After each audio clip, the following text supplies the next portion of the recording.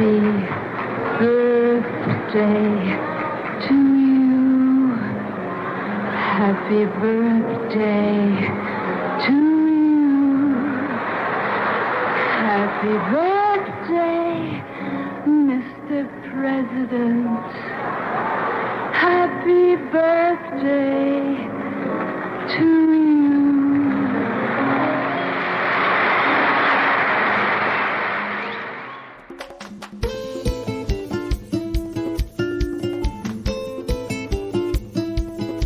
Bonjour à toutes et à tous, je suis ravi de vous retrouver pour un épisode ô combien particulier de Dans la poire, l'épisode anniversaire puisque Dans la poire vient de souffler sa première bougie. Et Dans la poire qui a été lancée le lendemain du déconfinement de l'année dernière, le 12 mai 2020, ça fait déjà un an.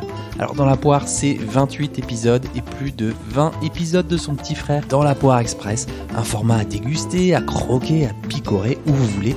Dans la poire, c'est 500 notes sur Apple Podcasts, ce sont des centaines de commentaires et d'avis qui réchauffent le cœur, c'est aussi des centaines d'heures d'écriture, d'enregistrement et il faut le dire, quelques nuits de montage pour être dans les temps chaque vendredi 19h. Et puis je suis pas peu fier de le dire, plus de 200 000 écoutes pour cette première année, un cap important pour moi, un moment de satisfaction, même si je nourris un peu plus d'ambition pour Dans la poire. Pour tout vous dire, cet objectif est à peu près situé à 10% de mon ambition, alors je suis pas du tout déçu, bien au contraire, c'est un sacré tour de force de n'avoir loupé aucune publication, même quand je m'étais fait piquer mon disque dur l'année dernière dans le métro à l'été dernier, d'avoir continué à cumuler plusieurs activités professionnelles à côté, bref, d'être resté constant dans le fond, dans la forme, d'avoir su renouveler le format et surtout d'avoir continué à prendre du plaisir chaque semaine pour vous transmettre des clés pour mieux manger. Et puis je crois surtout que ce qui est très enrichissant pour moi sont vos messages, vos commentaires que vous me laissez sur Apple Podcast ou en direct message sur mon compte Instagram. Moi j'apprends aussi à vos côtés et rien que pour ça, ça valait le coup de continuer. Alors cet épisode, c'est le vôtre puisque je vous avais sondé via une FAQ sur mon compte Instagram afin que je puisse répondre à vos questions, donc je tiens mes promesses. Alors il y avait une petite question d'introduction de la part de Sarah. Comment as-tu eu l'idée de faire Dans la poire ? Alors, à la première idée, je sais pas, je crois que c'est vraiment une longue trame, quelque chose qui s'est déposé, quoi, comme un puzzle qui s'assemble de lui-même sans qu'on le veuille vraiment. Un peu comme le temps qui passe ou le sentiment amoureux qui est là entre deux personnes, bah voilà, ça vient. C'est comme ça. En tout cas, ce qui est sûr, c'est que j'ai toujours voulu faire de la radio. C'est un média que j'écoute beaucoup. Mais l'exercice radiophonique, c'est très formaté. C'est très écrit, pas beaucoup de place à la créativité. On est vraiment contraint, corseté par le format. Alors du coup, j'ai voulu faire mon émission de radio à moi tout seul. Enfin tout seul, vu qu'on est quand même une bonne petite dizaine dans ma tête. J'ai pris soin d'écouter chacune de mes sensibilités, de n'écouter aucun podcast nutrition et de faire tout à mon feeling à moi. Comme je suis moi, dans la vraie vie, c'est-à-dire plutôt détendu de la nutrie, quelqu'un qui va souvent au cinéma, qui aime faire rire, sourire, mais aussi réfléchir. Alors dans la poire, c'est un peu tout ça. C'est 100% moi et 100% pour vous aussi. Donc, et puis dans la poire, c'est bien sûr en lien avec le sketch d'Elikaku. Ah, tu es pas dans la poire, hein. Voilà, et réécoutez le premier épisode, je crois, où c'est l'épisode teasing. Je pense que je vous raconte un petit peu la jeunesse du truc. Allez, on passe au reste parce qu'il y a déjà 12 questions qui attendent. 12 comme ces 12 derniers mois, ou les 12 coups de minuit, ou les 12 travaux d'Hercule, ou 12 comme le nombre de je t'aime moi non plus échangés entre les Républicains et la REM en PACA cette semaine. Allez, hop, ça c'est fait. Question de Madame Belpère de Loche.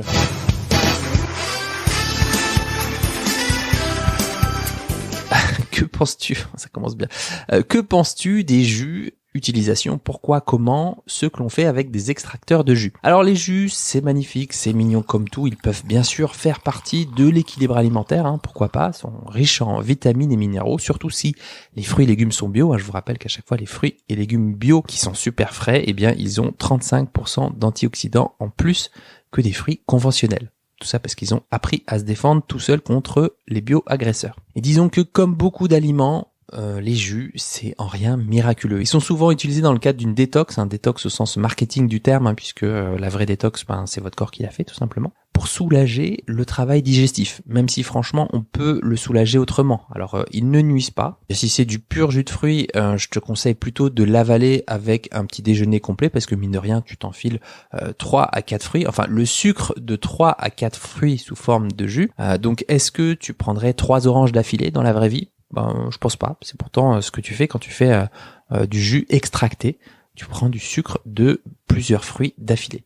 Donc si tu aimes les boire régulièrement, fais peut-être un petit 2/3 de légumes, tu vois, genre épinards, concombres par exemple, et 1/3 de fruits pour diminuer la teneur en sucre. Voilà, il n'y a pas beaucoup de différences, notamment vitamines et minéraux par rapport à les extracteurs et le blender. Blender, tu conserves quand même un peu plus de fibres, mais sinon en termes de vitamines et minéraux, c'est quand même kiff quoi. Donc voilà. Et ça peut être intéressant pour les véganes dont l'alimentation est très riche en fibres. Par exemple, ils mangent des céréales complètes, quinoa, sarrasin, riz complet, etc. Des légumineuses, pois chiches, lentilles, fèves, des oléagineux, des noix, des noisettes, des amandes, des fruits, des légumes de saison, bien sûr. Bah, tout ça, ça fait énormément de... Alors c'est vrai que ce sont des aliments qui sont plus riches en vitamines et minéraux que d'autres, mais dans certains cas, eh bien, trop de fibres, ça peut juste gêner l'assimilation des nutriments. Alors que là, du coup, eh bien, on a des vitamines, des minéraux dans les jus, ce qui permet d'avoir un petit shot de vitamines et minéraux sans les fibres, donc avoir des nutriments mieux assimilables. Donc, pour des véganes qui ont cette problématique-là d'assimilation, bah, ça peut être aussi intéressant. Deuxième question de Madame Pleine de Grâce. Je plaisante, c'est une question de sérotonine. Alors, pourquoi manger plus qualitatif, mieux, c'est plus important que manger moins? Alors ça, tu touches un point sensible, hein. Tu me dis aussi dans ta question avoir rencontré une nutrithérapeute qui a changé ta vie. Alors moi, je suis ravi pour toi, même si je te rappelle qu'en France, seul un médecin ou une médecin nutritionniste et un ou une diététicienne peuvent dispenser des conseils nutritionnels. Je te rappelle juste ça. C'est vrai qu'on se cale beaucoup sur le manger moins, notamment sur la question du poids, qui est malheureusement une vision très répandue, une vision simpliste et court-termiste des choses, d'ailleurs qui marche pas très bien puisque le métabolisme va se ralentir et entraîner des restrictions de plus en plus importantes. Alors effectivement, la seule certitude que nous partageons tous et toutes, c'est qu'on a un corps à nourrir, on a un corps vivant, un corps en mouvement qu'on doit nourrir, et force est de constater qu'améliorer la qualité nutritionnelle de ce qu'on mange est primordial sur le court, le moyen et le long terme. Une gastro-entérologue qui me confiait encore il y a très peu de temps qu'un microbiote commençait à se détériorer dès la première journée avec une nourriture de piètre qualité. Bien heureusement, il se nourrit et s'équilibre en changeant d'hygiène de vie. Donc oui, manger plus brut, plus qualitatif au quotidien, consommer des produits que l'on comprend, sans trop d'étiquettes longues, c'est essentiel pour nourrir nos cellules, notre immunité, et surtout permettre à l'organisme de bien fonctionner. Mine de rien, bien sûr qu'il est équipé pour traiter les différents toxiques exogènes, ceux qui viennent de l'extérieur, mais si on peut lui faciliter la tâche en mangeant de la nourriture davantage reconnaissable pour lui, eh bien on lui rend un fier service. Donc manger moins en soi, c'est très réducteur effectivement. Pour quelqu'un qui mange plus que ses besoins, ça peut avoir un sens, hein, notamment en faisant un boulot sur les sensations alimentaires, mais pas que. Mais je te rejoins, la qualité nutritionnelle, c'est une des clés de la santé long terme, de la longévité. Question de Marine, alimentation et travail de nuit, craquage sucré. Ah là là, ça me rappelle quand j'étais veilleur de nuit pendant tout un été dans un grand hôtel parisien. Appelez-moi le directeur. Entrez! Vous m'avez fait appeler, monsieur? Oui. Impossible de dormir dans votre palace. Je ne comprends pas, monsieur. La rue, le bruit du dessus, la douche de la chambre d'à côté, c'est un scandale. Ça fait 3 heures que je n'arrive pas à dormir. 3 heures. Mais vous dormez profondément, monsieur. Qu'est-ce que vous dites? Oui, vous dormez comme un bébé. Là, en ce moment, vous êtes en train de rêver. Vous êtes en train de rêver que je fais la poule.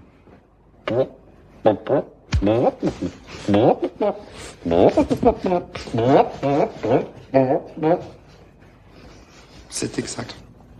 Autre chose, monsieur? Rien. Excusez-moi.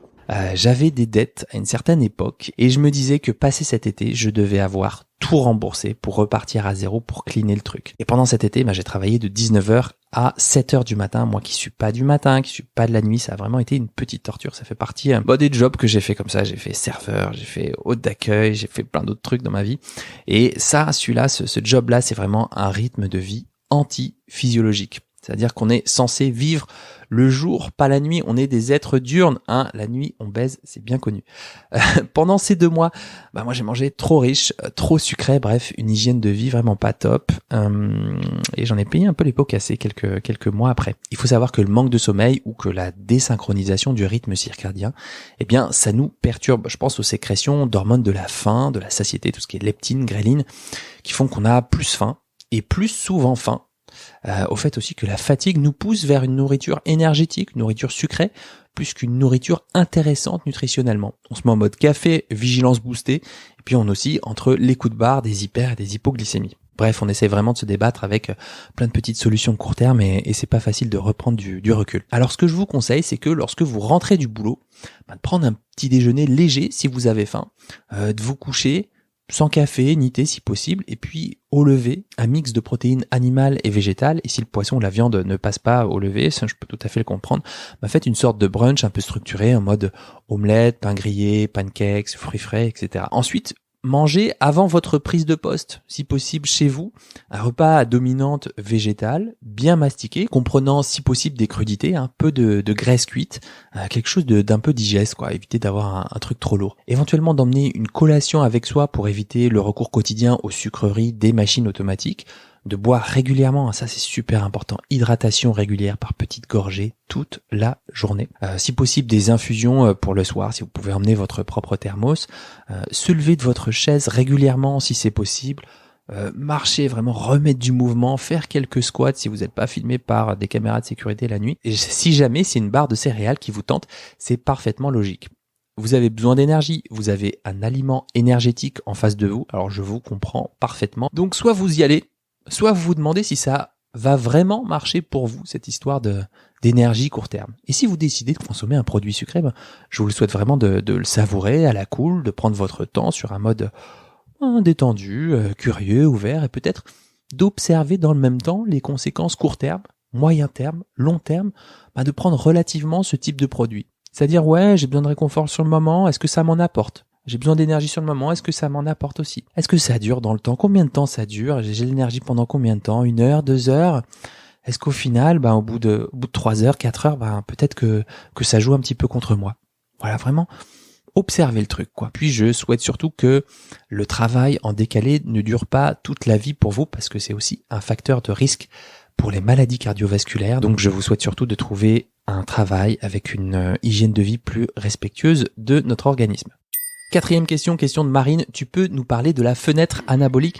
Alors la fenêtre anabolique correspond à l'intervalle de temps pendant lequel l'organisme est un peu plus enclin à récupérer. L'anabolisme, c'est pour simplifier la construction musculaire. Il s'agit de restaurer les réserves de glycogène, donc tout ce qui est le glucose stocké dans les muscles et utilisé pendant l'effort, et puis de réparer les lésions musculaires engendrées pendant l'effort. Cette durée limitée, selon les experts, c'est juste après l'effort, avec un pic à 30 minutes après le sport, mais qui peut se poursuivre jusqu'à plusieurs jours après. Encore une fois, c'est encore un petit peu discuté selon les études, donc je préfère pas être définitif.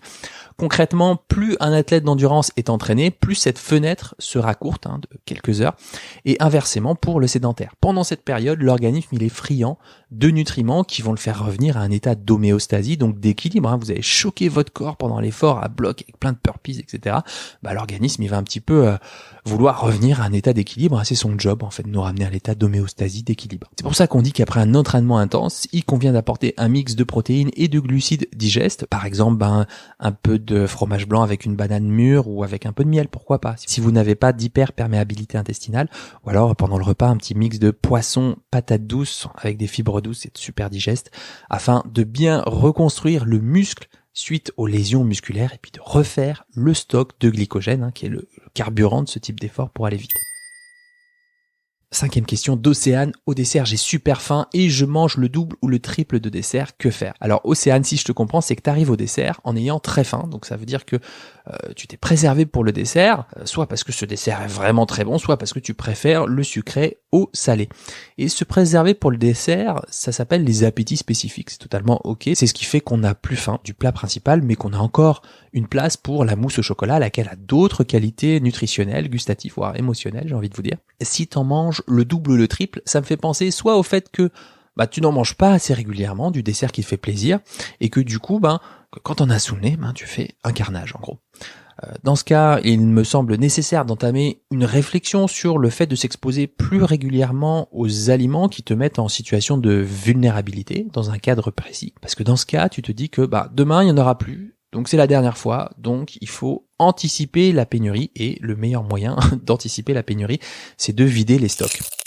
Soit alors peut-être autre piste, ça me fait penser au fait que tu peux avoir aussi des croyances fortes sur les aliments sucrés qui selon toi seraient trop énergétiques ou qui n'aident pas à la perte de poids et que du coup c'est pas bien, que tu n'as aucune volonté, etc. Dans ce cas, c'est plutôt un boulot sur les croyances alimentaires qu'il convient de mener, parce que bien que ce soit tout à fait logique de penser que les aliments sucrés fassent plus grossir que d'autres, c'est ce que tout le monde nous dit depuis des années, eh bien, même si c'est contre-intuitif, eh bien, on peut quand même perdre du poids en continuant à manger de la mousse au chocolat très régulièrement, si c'est ce dont tu as envie. Question de Madame L'Envie de Béziers. Est-ce qu'on peut espérer maigrir avec la pleine conscience, l'alimentation intuitive quand on est obèse? J'en sais rien. Moi, je préfère dire que j'en sais rien plutôt que de dire des bêtises. Alors, pour celles et ceux qui savent pas, l'alimentation intuitive, ça a été conceptualisé aux États-Unis en 95, en 95, par deux diététiciennes nord-américaines. L'alimentation intuitive, l'intuitive eating, ça prend le contre-pied des régimes restrictifs et c'était clairement contre-intuitif dans les années 90 où c'était vraiment les années 80, 90, les années light, les années régime, etc. Alors que nous sommes parfois inconsciemment habitués pour des raisons de poids ou de santé à manger sous contrôle permanent, à culpabiliser en cas de craquage, à ranger des aliments dans des cages bénéfiques, à consommer avec modération, strictement interdits, à nous fixer des règles rigoureuses, pas de dessert sauf le week-end, 0 grignotage, le joker de la semaine, il faut consommer 5 fruits et légumes par jour, etc. Eh bien, l'alimentation intuitive, elle invite au contraire à oublier tout ce qu'on croit savoir sur la nutrition, se libérer des dictats et manger ce qu'on veut, dans un objectif de réconciliation avec la nourriture et l'acte de manger, mais aussi avec son corps. Voilà, il y a 10 principes fondateurs. Refuser la mentalité des régimes, honorer sa santé, honorer sa faim, par exemple. Je vous laisse vous renseigner. En tout cas, l'hypothèse, c'est qu'on a un poids d'équilibre, 7 points, et qu'en respectant ses sensations alimentaires et en cessant de lutter contre ses envies de manger émotionnelles, eh bien, on s'en rapproche de ce set point.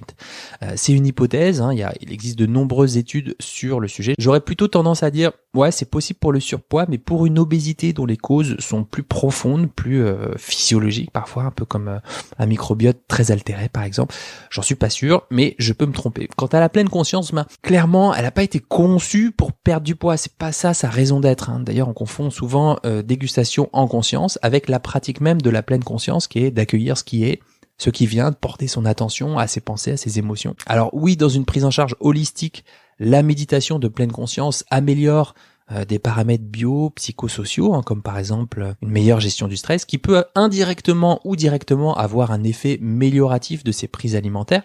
Manger aussi avec plus de conscience, c'est vrai que ça permet de se rendre compte aussi, est-ce qu'on a vraiment faim, par exemple? Quel est son niveau de faim? Est-ce qu'on peut le coter de 1 à 10? Ça permet aussi clairement de voir son rassasiement, ou quand est-ce que c'est le bon moment pour arrêter de manger. Mais son but initial, c'est pas de faire maigrir les gens, j'insiste. C'est pour ça que lorsqu'on a un besoin particulier, c'est plutôt indiqué de le faire avec un thérapeute formé plutôt qu'avec une application mobile. Enfin, ça n'est que mon avis. Voilà, je vous propose une petite pause, ça fait déjà la 6e question qu'on égrène, moitié de cet épisode consacré à vos questions, à vous, à vos besoins. Je pense qu'il est temps d'arpenter les sentiers, d'humer l'air du temps et peut-être de parler un peu de liberté. Ça fait déjà beaucoup d'informations, je pense que c'est important de faire un petit temps calme. Comme on dit à mon neveu Pierre de 3 ans, tu vas faire un petit temps calme pour te détendre un peu. Voilà, c'est pour ça que je vais vous lire ce poème de Maurice Carême qui s'intitule Liberté, un poème de circonstance puisque, je le rappelle, à ce jour, les lieux de création, de culture, de ressources sont encore fermés et que eux aussi brûlent d'envie d'ouvrir leur poitrail et de respirer la liberté. Prenez du soleil dans le creux des mains, un peu de soleil et partez au loin. Partez dans le vent, suivez votre rêve. Partez à l'instant, la jeunesse est brève. Il est des chemins inconnus des hommes, il est des chemins si aériens. Ne regrettez pas ce que vous quittez. Regardez là-bas l'horizon briller. Loin, toujours plus loin, partez en chantant. Le monde appartient à ceux qui n'ont rien. Voilà, c'était un poème court. J'aurais pu aussi vous lire un extrait de la première gorgée de bière puisque les terrasses vont bientôt rouvrir. Peut-être que je vous le lirai en live sur mon compte Instagram pour la réouverture des terrasses le 19 mai. Allez, on se reconcentre un petit peu pour la suite des questions de cet épisode consacré à toutes vos interrogations et j'essaie bien sûr d'y répondre le mieux que je peux. Question numéro 7. Comment sortir du principe des régimes? J'ai l'impression que je suis coincé. Hello Nouchka, c'est pas si simple cette histoire de régime parce que c'est peut-être ce que vous avez toujours appris. Manger moins ou ne plus manger certains types d'aliments pour maigrir. Eh bien, comme ça, on peut trouver ça super logique, voire super cohérent après tout, hein, pourquoi pas. Hein. Maintenant, est-ce que ça marche vraiment dans la vraie vie, cette histoire de régime? Moi, j'aurais beau te dire que depuis l'avis de l'ANSES de 2010, on sait que les régimes ne marchent pas, on le savait avant, on le saura après, même si dans votre cœur ça fait quand même du sens cette idée de régime, je vais pas forcément mettre beaucoup d'énergie à déconstruire cette idée, je pense pas que ça soit très fonctionnel. C'est votre idée et l'important c'est pas de savoir si elle est bonne ou mauvaise, l'important c'est de savoir si elle est utile au regard de votre équilibre personnel et de votre objectif poursuivi. Les régimes, est-ce que ça vous aide vraiment à moins manger sur le long terme?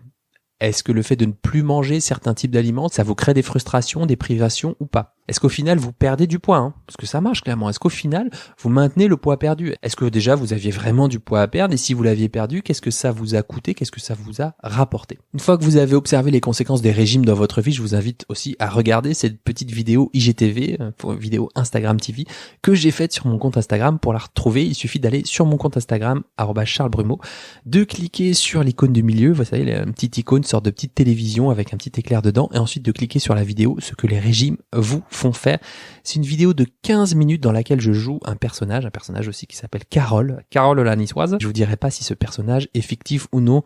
En tout cas, c'est une vidéo qui explore bien la question des régimes, ce que ça nous fait faire et puis les pistes pour en sortir. Oui, alors une question de Monsieur Legrand, danger. Comment arrêter la focalisation obsessionnelle sur la nourriture? Eh bien, en consultant un professionnel de santé très porté sur ces questions. Bon, allez, je te donne une piste d'un point de vue comportemental. Il n'y a pas plus difficile de ne pas vouloir faire quelque chose ou d'éviter de faire quelque chose. Ça, c'est vraiment les neurosciences, ça commence à être documenté. Si je vous dis de pas penser à un éléphant rose, de fermer les yeux, mais vraiment de surtout pas y penser. Alors vous fermez les yeux, vous dites faut pas que je pense à un éléphant rose, vous n'en les pensez qu'à une chose. Enfin, une chose, c'est pas une chose, un éléphant rose, c'est un être.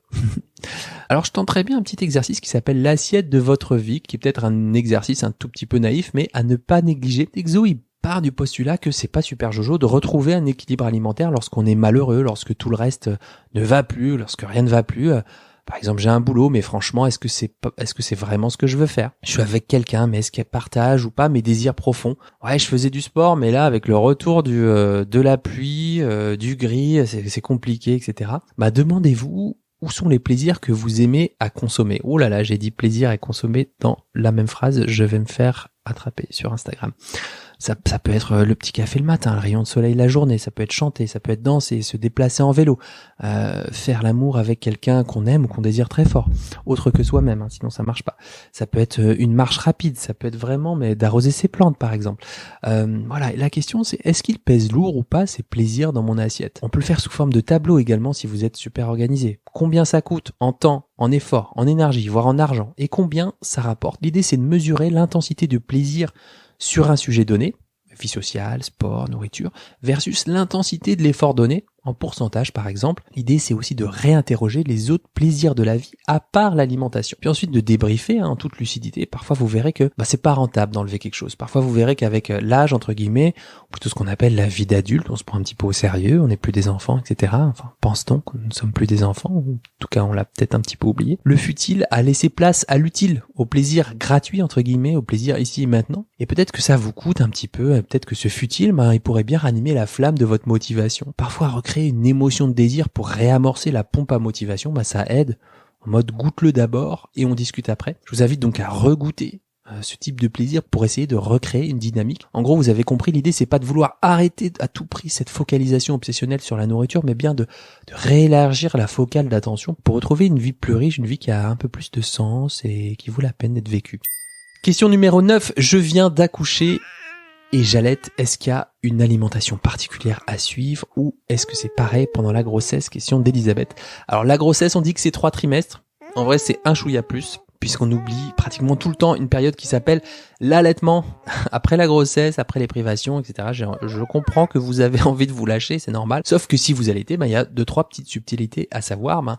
en fait déjà vos besoins énergétiques ils sont plus importants. Donc continuez à vous alimenter à votre niveau de faim. C'est vraiment pas le moment de faire un régime, même si je comprends que vous ayez envie de perdre du poids. En tout cas, la plupart des femmes veulent perdre assez vite du poids après la grossesse. C'est un fait, tout simplement.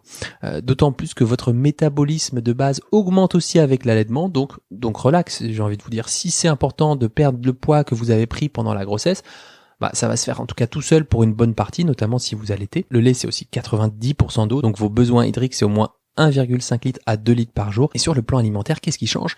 Pas grand chose par rapport à la grossesse, sauf que vous pouvez manger des poissons crus, contrairement à une idée reçue.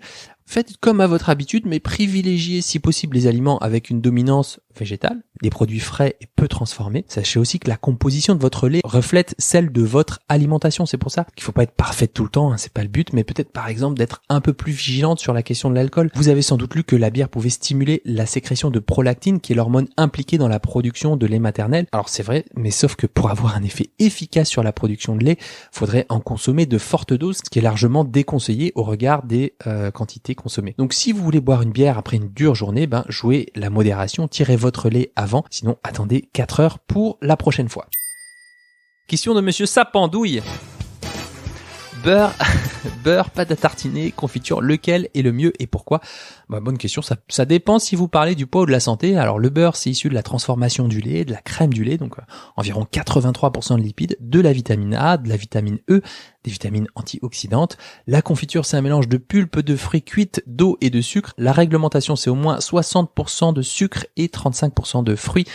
Si mes souvenirs sont bons, donc concrètement, une cuillère à soupe de 30 grammes à peu près, ça fait 18 grammes de sucre, soit 3 à 4 morceaux de sucre. La pâte à tartiner, c'est un mélange de matières grasses, huile de palme ou de colza, de noisettes, de cacao et de poudre de lait. Alors là, la composition dépend de la marque, mais retenons que pour la plupart des pâtes à tartiner, c'est sucre, graisse et loin derrière les matières intéressantes nutritionnellement comme le cacao ou les noisettes. D'ailleurs, si vous cliquez sur le profil Instagram de Charles Brumeau, vous avez un lien qui vous amène vers l'inscription à la newsletter, et dedans, si vous vous inscrivez à la newsletter, vous avez ma recette de pâte à tartiner qui est la plus riche en noisettes du marché.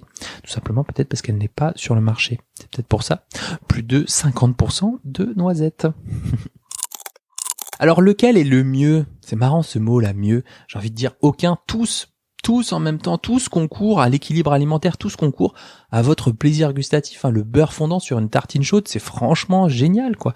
La confiture sur une brioche, c'est vraiment pas mal aussi. La pâte à tartiner direct dans le pot également.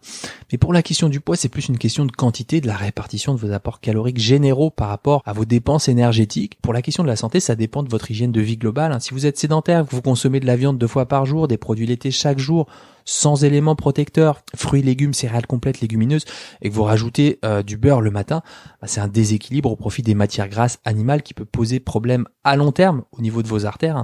Donc encore une fois, c'est l'excès qui pourrait poser problème, c'est pas le fait d'en consommer. Pareil pour la confiture ou la pâte à tartiner. Bien sûr que vous allez faire monter votre taux de sucre dans le sang avec ce type de produit, mais ça dépend aussi de ce que vous mettez à côté dans votre petit déjeuner, mais aussi sur le reste de la journée, par exemple, peut-être en prenant une crudité dans votre repas du midi, par exemple. 11e question, comment me faire plaisir tout en respectant mes apports ? Alors si vous avez très faim, mon premier réflexe c'est est-ce que vous mangez suffisamment le soir ? Posez-vous la question, checkez vraiment les repas du soir en termes de quantité, en termes de structure également du repas. Ensuite, vos apports, c'est super général et vague comme question. Ça dépend vraiment de tous les autres repas de la journée et dans la semaine, et surtout de vos préférences alimentaires et donc des aliments qui vous font naturellement envie le matin. Je peux vous indiquer quelques pistes, à vous de juger si elles sont équilibrées entre guillemets dans votre contexte alimentaire. Alors, tartine de pain complet avec purée d'amande, petite rondelle de kiwi dessus. Ça peut être des œufs brouillés au poivre avec des toasts beurrés. Ça peut être des tranches de banana bread aux noix que vous avez fait la veille parce que vous êtes super motivé, avec un yaourt d'origine végétale ou animale. Ça peut être aussi un miam aux fruits. Alors là, faut peler un petit peu des fruits, demi-banane écrasée, 1 à 2 fruits de saison coupés, 2 cuillerées à soupe d'huile riche en oméga 3 comme l'huile de lin, 2 cuillerées à soupe d'amandes ou de noix, du jus de citron, 2 cuillerées à soupe de graines de lin broyées au mixeur. Bon là, c'est vrai qu'il faut être un petit peu équipé. Sinon, ça peut être plus simple, des flocons d'avoine avec 1 ou 2 yaourts, du lait que vous voulez, avec des fruits rouges. Le point commun, c'est que ce sont des déjeuners avec des matières grasses végétales, avec des protéines, avec des fibres, de quoi tenir toute la matinée. Donc si ça vous fait envie et plaisir, go! Et enfin, dernière question, comment réguler et reprendre un équilibre après un repas gras sucré en excès, moi j'ai toujours du mal. En principe, je dis bien en principe, c'est qu'après un repas riche, le corps humain possède ses propres mécanismes de régulation. En l'espèce, il s'agirait de la régulation énergétique, c'est-à-dire qu'après un repas qui dépasse un peu tes besoins énergétiques, eh bien l'organisme va décaler le retour à la faim suivante où tu mangeras moins au prochain repas. Alors dans ce que tu me dis, j'ai l'impression qu'il s'agit d'un dérèglement des sensations alimentaires. Tu as peut-être du mal à ajuster correctement tes apports énergétiques suite à un repas plus riche. Donc soit tu perçois pas tes signaux alimentaires comme la faim, le rassasiement, la satiété, soit tu les perçois mais tu as du mal à les interpréter, ce qui arrive souvent chez les personnes qui ont déjà suivi des régimes restrictifs, puisque le mental prime sur le sensoriel, le mental te dit de faire des choses et ton corps, il sait pas bien. Là, il y a plusieurs pistes. Est-ce que ça vient de tes règles éducatives alimentaires, genre faut finir ton assiette, faut manger des légumes sinon tu vas grossir? Est-ce que ça vient des consommations incontrôlées en rapport avec des moments de tension dans l'espoir d'y trouver un moyen de réconfort? Ça peut aussi être à cause du fait que il y a une anomalie dans ton réseau de contrôle de la prise alimentaire. En gros, c'est comme si tu te fiais à une boussole qui n'indique plus le nord. Donc tu continues à manger parce que tu as des signaux qui te disent que c'est encore bon de manger. Ça peut aussi être lié à des substances comme le tabac, les anti-inflammatoires, les antidépresseurs, mais aussi l'impact du stress et ou à une perturbation de l'équilibre de la flore intestinale. Bref, voilà, faudrait que j'en sache plus pour t'en dire plus. C'est un peu l'exercice difficile des réponses aux questions, mais je préfère m'en tenir là pour éviter de te dire des bêtises. Voilà, il y avait plein d'autres questions, notamment sur le gluten, sur l'alimentation sportive et les blessures. J'ai promis, ça me donne des idées, j'y reviendrai très bientôt. En attendant, je suis ravi d'ouvrir cette deuxième saison de Dans la poire et d'entamer une nouvelle étape très nourrissante, très cool à vos côtés. Dans la poire, c'est désormais un podcast qui compte et ça, c'est vraiment cool. Comme à chaque épisode, j'ai besoin de votre aide pour me mettre un petit mot sur Apple Podcast. Il suffit de choper un iPhone, d'aller mettre 5 étoiles et un avis sincère pour que Dans la poire puisse être découvert par d'autres personnes qui se soucient de leur hygiène de vie. Puis vous écoutez ce podcast sur une plateforme d'écoute, alors partagez-le en story ou en banderole de 4x3 en mode Dans la poire inexorable pour participer à la vie de cette aventure. Sinon, vous savez qu'à chaque épisode, je publie une petite vidéo sympa en teasing sur mon compte Instagram. Donc vous pouvez aussi la partager en story si c'est OK pour vous. Et puis bien sûr, ma newsletter, c'est de la bombe. C'est de la bombe, bébé. Donc inscrivez-vous, je vous mets le lien en description de cet épisode. Bon appétit de vivre et à très vite pour un nouvel épisode de Dans la poire.